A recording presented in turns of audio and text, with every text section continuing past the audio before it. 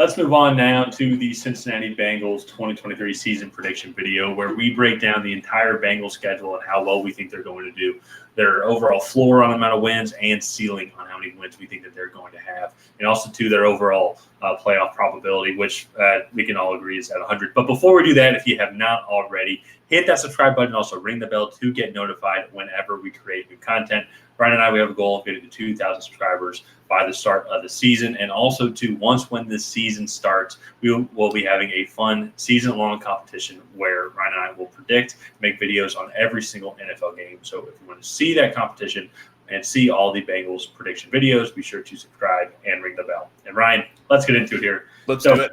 As I mentioned, we went over every single NFL game and predicted the winner, including all of the Bengals games. But on some games, you'll notice there are ties. We feel like those games were too close to call, especially considering the matchup, the situation within the series. And also, too, that kind of gives a good indicator of how many wins we think that the team will have and kind of what the range that the team will kind of be stacked up against other teams in their conference and in the NFL. So, with the Bengals, this one's pretty easy. So we feel like they're going to have a very successful year. Yeah. If they're not the best team in the league, then they're second behind the Chiefs. But we do have them in this situation, being the first overall seed, having home field advantage. And the Bengals are just really sinking good. I know there's a lot of talk about Joe Burrow's calf.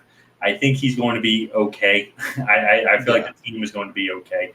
The defense is still really good. The front seven is really good. It is a younger secondary, but there's a lot of talent on that team.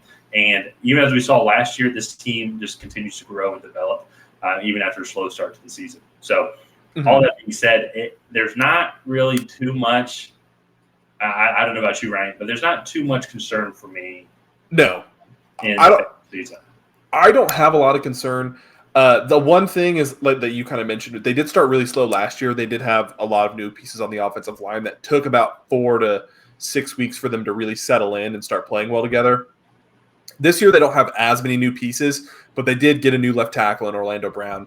And hopefully that's an improvement, and he will help this offensive line play better. It might just take a few games for him to really get in sync and in rhythm with the rest of the team. So I do like their matchups. He's going to have a quick, I will say, Orlando Brown's going to have a fun, quick introduction. New role going up against Myles Garrett. Yeah, but luckily he doesn't have to go up against TJ Watt for, I think, 10 weeks. I think it's actually pretty 12, late. Yeah, 12 weeks. Yeah.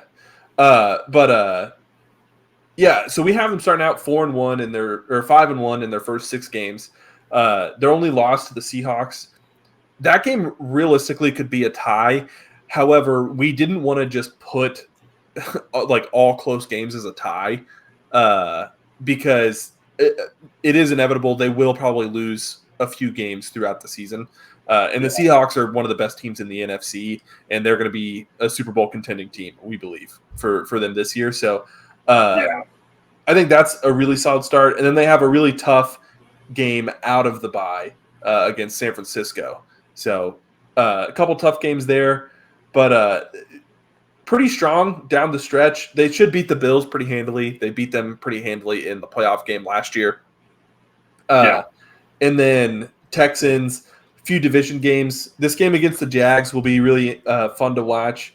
But then they do kind of close out Colts, Vikings, Steelers, Chiefs, and then Browns again. So this team, they came on really strong at the end of the season last year, and I think they'll probably end up doing the same again here.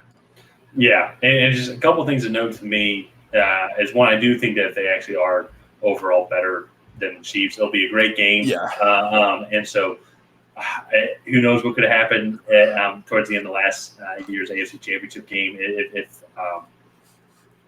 Joseph Ossai was just like half a second late. But it was he was just hustling really hard. But I think they match up well against the Chiefs. I also, too, a team in their division that I think is the next best team by far, but are the Steelers.